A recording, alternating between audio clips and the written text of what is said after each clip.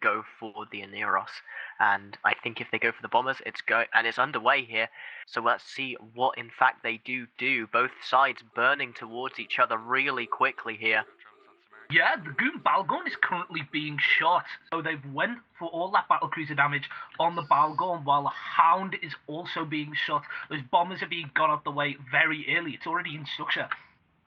Yeah, and meanwhile, it looks like webs are being spread over the entirety of the battlecruiser core, with newts and webs going down on both the Paradigm, Starlight, whilst some jams seem to be being applied to the Navy Brutix of Xerox, so just E-War everywhere, and meanwhile that Hound is bouncing back and forth, its health bar going up and down, as the Navy battlecruisers just try and burn through its reps.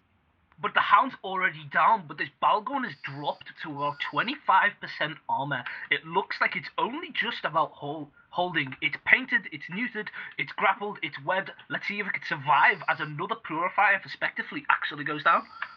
Oh my god, I think Goonswarm might be pulling ahead here. Their advantage is just so... It looks like they're taking out all of the battleship level DPS from the enemy team, and they're not trading anything back for it. They need to put something down on that Aneros to stop it from repping, or they are just going to be trading 12 points of bombers for pretty much nothing. Spectre Fleet have slightly messed up here. They've got an absolute massive bomber wave. Down. They've got a massive wave of rep drones, which is just sitting on that Aneros and not helping any of the bombers. Yeah, they're just trying to keep him alive for the inevitable switch onto the Logi, and it's going to come soon enough. In fact, we can see damage starting to be applied to this Aneros now as webs go down on it. But still, this Balgorn is holding on his 10% armor. Looks like it's out of ancillary charges. It's starting to dip into structure now. 7% armor remaining. It's just getting 1 or 2% at a time, and I don't think it can hold.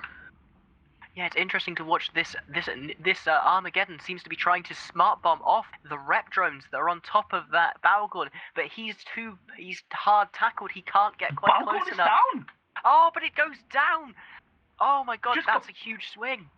Yeah, it just got completely alphaed. Now Spectre Fleet are ahead in points and ahead in control. This Oneris is dropping to about 50% armor, but this horde of rep drones is slowly keeping it alive. If it can stay alive long enough for Spectre Fleet to maybe eliminate a couple of the battlecruisers, or maybe the opposing Oneris, they've got this match in the bag. But this Oneris is just slowly getting caught.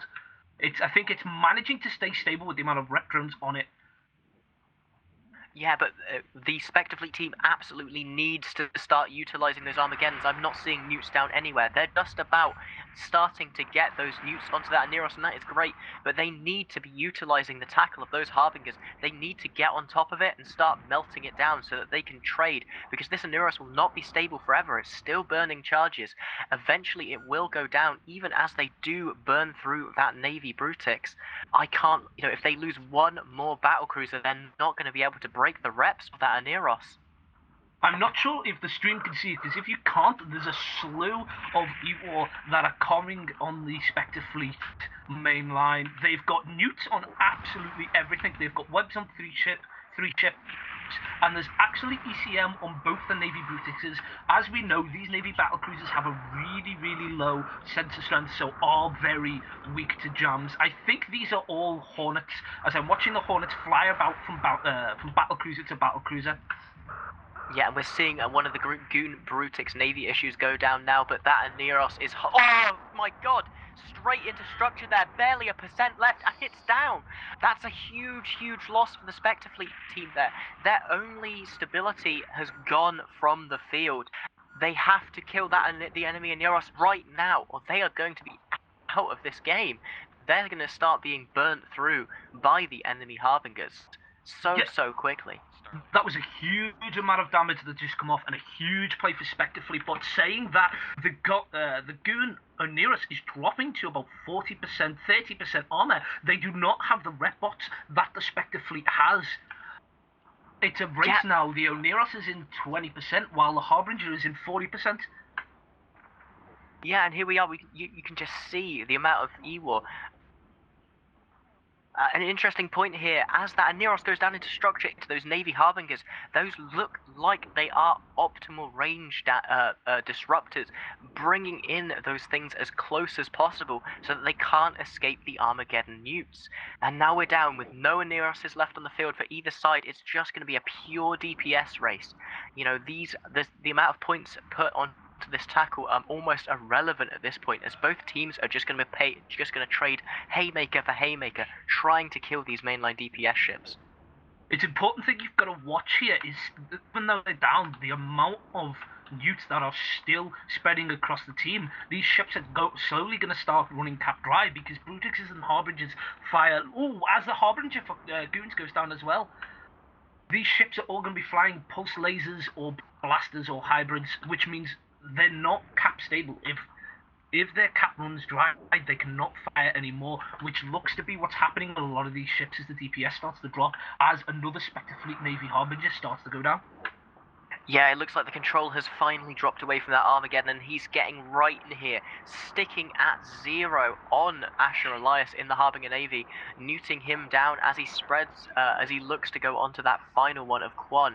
If they're left with no DPS on the field here, I think you can easily add 2 and 2 together and figure out who's going to be in an advantage. This is so back and forth, though.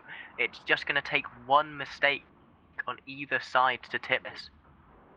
Yeah, because Spectre Fleet, all they have is a Navy Harbinger left, and while it's dipping in about 10-15% armor, it's been staying there for quite a while. They're still abusing the amount of rep bots they've got, and they're still just about keeping him alive as the Navy Harbinger for Goons drops into structure now.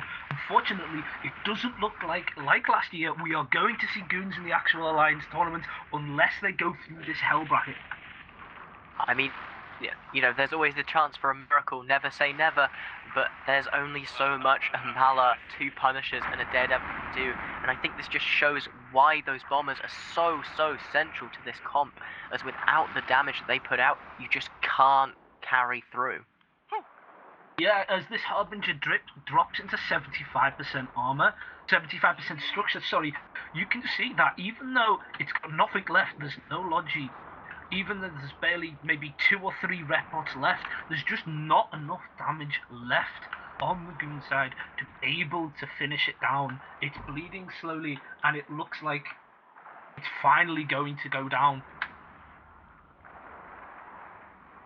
Yeah, it's just, you know, it was an incredible show from both teams here, using the control that this comp has really, really well, but unfortunately, you know, trading those 4 bombers does seem to have worked out well for Spectre Fleet, being able to put damage down on that Balgon early, get the control off the field, and leave them with the neutralizing advantage in that Armageddon.